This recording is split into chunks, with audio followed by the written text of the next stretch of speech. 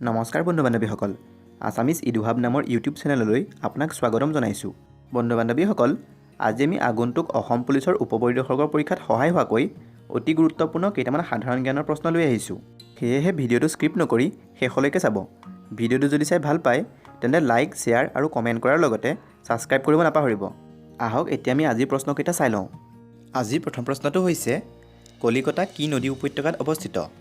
অপশ্যনকেইটা হৈছে অপশ্যন এ পাৰ্বতী উপত্যকা, option B Hooghly নদী উপত্যকা, অপশ্যন চি নুব্ৰা উপত্যকা, অপশ্যন ডি দামোদৰ নদী উপত্যকা। ইয়াৰ উত্তৰটো হৈছে অপশ্যন নম্বৰ বি হুগলী নদী উপত্যকা। দ্বিতীয় প্ৰশ্নটো, বিশ্বৰ সৰ্বপ্ৰথম সংবিধান ক'ত প্ৰস্তুত কৰা হৈছিল? Option A Bharat, option B America যুক্তৰাষ্ট্ৰ, অপশ্যন চি চীন, অপশ্যন ডি জাপান।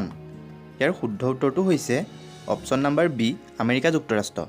আমেৰিকা যুক্তৰাষ্ট্ৰত বিশ্বৰ সৰ্বপ্ৰথম সংবিধান প্ৰস্তুত কৰা হৈছিল। ইয়াৰ পিছৰ প্ৰশ্নটো, সৰ্বপ্ৰথম বিশ্বকাপ ফুটবল কি দেশে জিকিছিল? অপশ্যনকেইটা হৈছে option A Spain, option B Argentina, option C Uruguay, option D Brazil. ইয়াৰ শুদ্ধ উত্তৰটো হৈছে option number C Uruguay. 4 number স্থানৰ প্ৰশ্নটো, বিশ্বৰ সৰ্ববৃহৎ মুক্ত বিশ্ববিদ্যালয়খন কি? অপশ্যনকেইটা হৈছে অপশ্যন এ ইন্দিৰা গান্ধী ৰাষ্ট্ৰীয় মুক্ত বিশ্ববিদ্যালয়, অপশ্যন বি কৃষ্ণকান্ত সন্দিকৈ ৰাজ্যিক মুক্ত বিশ্ববিদ্যালয়, option C California community colleges system, option D Allama Iqbal মুক্ত বিশ্ববিদ্যালয়। ইয়াৰ শুদ্ধ উত্তৰটো হৈছে option number A Indira Gandhi ৰাষ্ট্ৰীয় মুক্ত বিশ্ববিদ্যালয়। 5 নম্বৰ স্থানৰ প্ৰশ্নটো, বৰগীত লিখিবলৈ শ্ৰীমন্ত শংকৰদেৱে কি ভাষা ব্যৱহাৰ কৰিছিল? Option A Sanskrit, option B Brajavali, option C Asomiya, option D Maithili. ইয়াৰ শুদ্ধ উত্তৰটো হৈছে বৰগীত লিখিবলৈ শ্ৰীমন্ত শংকৰদেৱে ব্ৰজাৱলী ভাষা ব্যৱহাৰ কৰিছিল। আজিৰ 6 নম্বৰ স্থানৰ প্ৰশ্নটো, নামঘোষা কোনে ৰচনা কৰিছিল?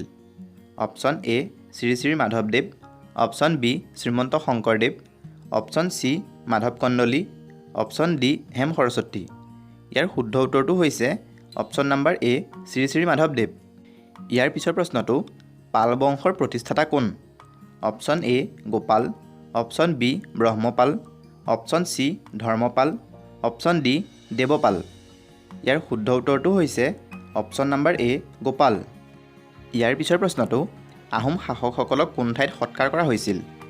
Option A Jorhat, option B Kamrup, option C Gargaon, option D Charaideo. ইয়াৰ শুদ্ধ উত্তৰটো হৈছে অপশ্যন নম্বৰ ডি চৰাইদেউ। চৰাইদেউত আহোম শাসকসকলক সৎকাৰ কৰা হৈছিল। আজিৰ 9 নম্বৰ স্থানৰ প্ৰশ্নটো, কোনজন ৰজাক কুমাৰ ৰজা বুলি কোৱা হৈছিল?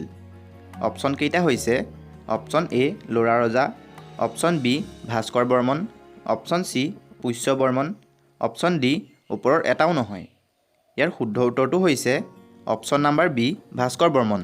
ভাস্কৰ বৰ্মনক কুমাৰ ৰজা বুলি কোৱা হৈছিল। 10 নম্বৰ স্থানৰ প্ৰশ্নটো, আহোমসকলৰ প্ৰথম ৰাজধানী ক'ত আছিল? Option A Kamrup, option B Jorhat, option C Charaideo, option D Sadiya. ইয়াৰ শুদ্ধ উত্তৰটো হৈছে অপশ্যন চি চৰাইদেউ। আজিৰ 11 নম্বৰ স্থানৰ প্ৰশ্নটো, লাচিত দিৱস কি তাৰিখে পালন কৰা হয়? Option A 24 November, option B 2 December, option C 9 February, option D 24 February. ইয়াৰ শুদ্ধ উত্তৰটো হৈছে option number A 24 November. 12 number স্থানৰ প্ৰশ্নটো, চিলাৰায়ৰ অন্য এটা নাম কি আছিল? Option A Naranarayan, option B Shukladhwaj, option C Swarganarayan, option D সন্ধ্যা।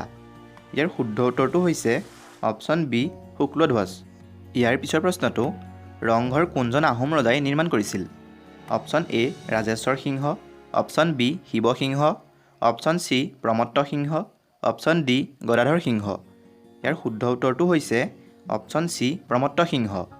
ৰংঘৰ প্ৰমত্ত সিংহই নিৰ্মাণ কৰিছিল। আজিৰ 14 নম্বৰ স্থানৰ প্ৰশ্নটো, অগলমকা উত্তৰ পূব ভাৰতৰ কি জনগোষ্ঠীয় লোকে পালন কৰে? অপশ্যনকেইটা হৈছে option A Garo, option B Bodo, option C Dimasa, option D Tiwa. ইয়াৰ শুদ্ধ উত্তৰটো হৈছে অপশ্যন এ গাৰো। গাৰোসকলে অগলমকা উৎসৱ পালন কৰে। ইয়াৰ পিছৰ প্ৰশ্নটো, এছিয়াৰ প্ৰথমটো তেল শোধনাগাৰ ক'ত স্থাপন কৰা হৈছিল? Option A Digboi, option B Barauni, option C বেলনগান, অপশ্যন ডি চেপু। ইয়াৰ শুদ্ধ উত্তৰটো হৈছে অপশ্যন এ ডিগবৈ। ডিগবৈত এছিয়াৰ প্ৰথম তেল শোধনাগাৰ স্থাপন কৰা হৈছিল। আজিৰ 16 নম্বৰ স্থানৰ প্ৰশ্নটো আহোমসকলৰ শেষৰজন শাসক কোন আছিল? অপশ্যন কেইটা হৈছে option A Chandrakanta Singha, option B Gadadhar Singha, option C Purandar Singha, option D Jayadhwaj Singha. ইয়াৰ শুদ্ধ উত্তৰটো হৈছে option number C Purandar Singha. 17 number স্থানৰ প্ৰশ্নটো অসম দিৱস কি তাৰিখে পালন কৰা হয়? Option A 2 December, option B 3 September, option C 24 December, option D 19 February. ইয়াৰ শুদ্ধ উত্তৰটো হৈছে option number A 2 December. 2 December তাৰিখে অসম দিৱস পালন কৰা হয়। ইয়াৰ পিছৰ প্ৰশ্নটো কনকলতা বৰুৱা কি আন্দোলনত শ্বহীদ হৈছিল? অপশ্যন কেইটা হৈছে অপশ্যন এ আইন অমান্য আন্দোলন, অপশ্যন বি অসহযোগ আন্দোলন, অপশ্যন চি ভাৰত ত্যাগ আন্দোলন, অপশ্যন ডি ওপৰৰ এটাও নহয়। ইয়াৰ শুদ্ধ উত্তৰটো হৈছে অপশ্যন নম্বৰ চি ভাৰত ত্যাগ আন্দোলন। ভাৰত ত্যাগ আন্দোলনত কনকলতা বৰুৱা শ্বহীদ হৈছিল। 19 নম্বৰ স্থানৰ প্ৰশ্নটো ভাৰত ত্যাগ আন্দোলনত ভাগ লোৱাৰ বাবে কনকলতা বৰুৱা আৰু মুকুন্দ কাকতিক ক'ত গুলি কৰি হত্যা কৰা হৈছিল? অপশ্যন কেইটা হৈছে option A Guwahati, option B Gohpur, option C Jorhat, option D ওপৰৰ এটাও নহয়। ইয়াৰ শুদ্ধ উত্তৰটো হৈছে অপশ্যন বি গহপুৰ। আজিৰ অন্তিম প্ৰশ্নটো হৈছে কোন চনত গোপীনাথ বৰদলৈক ভাৰত ৰত্ন বঁটা প্ৰদান কৰা হৈছিল? অপশ্যন কেইটা হৈছে অপশ্যন এ 1998 চন, অপশ্যন বি 1999 চন, অপশ্যন চি 2000 চন, অপশ্যন ডি 2001 চন। ইয়াৰ শুদ্ধ উত্তৰটো হৈছে অপশ্যন নম্বৰ বি 1999 চন। বন্ধু বান্ধৱীসকল, ভিডিঅ'টো যদি চাই ভাল পালে তেন্তে লাইক, শ্বেয়াৰ, কমেণ্ট আৰু ছাবস্ক্ৰাইব কৰিব নাপাহৰিব। ধন্যবাদ।